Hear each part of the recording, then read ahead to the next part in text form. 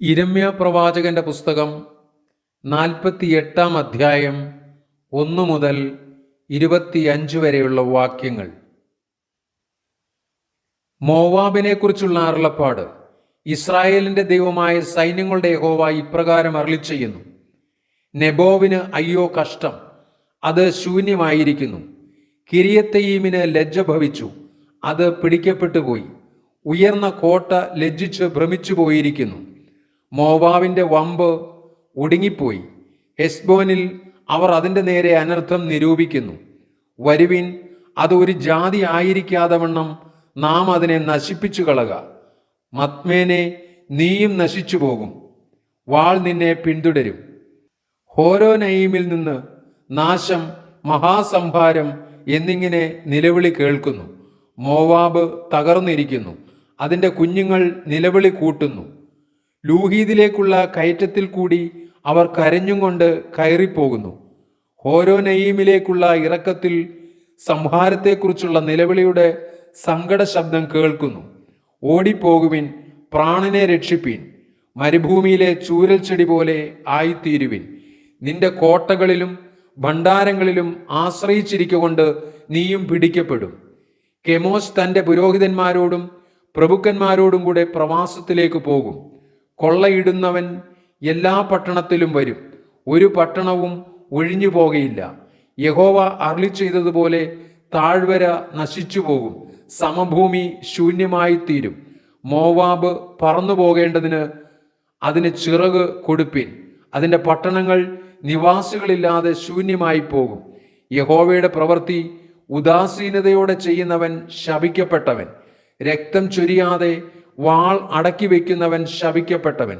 Moab ബാല്യം മുതൽ സ്വൈര്യമായി മട്ടിന്മീതെ തെളിഞ്ഞു നിന്നു.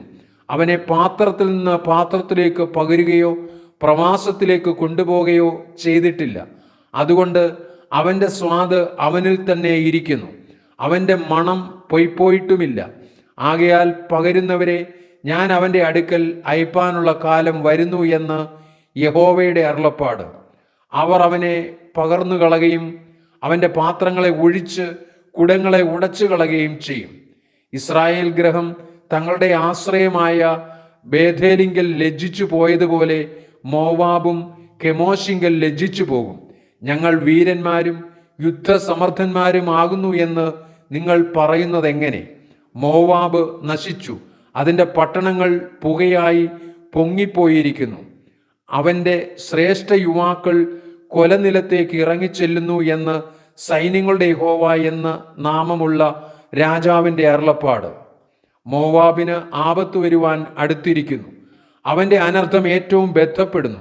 അവൻ്റെ ചുറ്റുമുള്ള എല്ലാവരുമായുള്ളവരെ അവനെക്കുറിച്ച് വിലപിപ്പിൻ. അവൻ്റെ പേർ അറിയുന്ന ഏവരുമായുള്ളവരെ, അയ്യോ, ബലമുള്ള വടി, ഭംഗിയുള്ള കോൽ എങ്ങനെ ഒടിഞ്ഞു എന്ന് പറവിൻ.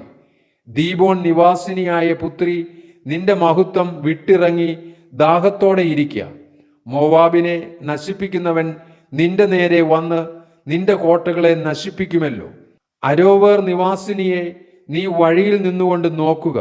ഓടിപ്പോകുന്നവനോടും ചാടിപ്പോകുന്നവളോടും സംഭവിച്ചത് എന്തേ എന്ന് ചോദിക്കുക. മോവാബ് തകർന്നിരിക്കിയാൽ ലജ്ജിച്ചു പോയിരിക്കുന്നു. മുറയിട്ട് നിലവിളിപ്പിൻ, മോവാബ് ശൂന്യമായിരിക്കുന്നു എന്ന് അർന്നോനിങ്കൽ അറിയിപ്പിൻ. സമഭൂമിക്ക് ന്യായവിധി വന്നിരിക്കുന്നു.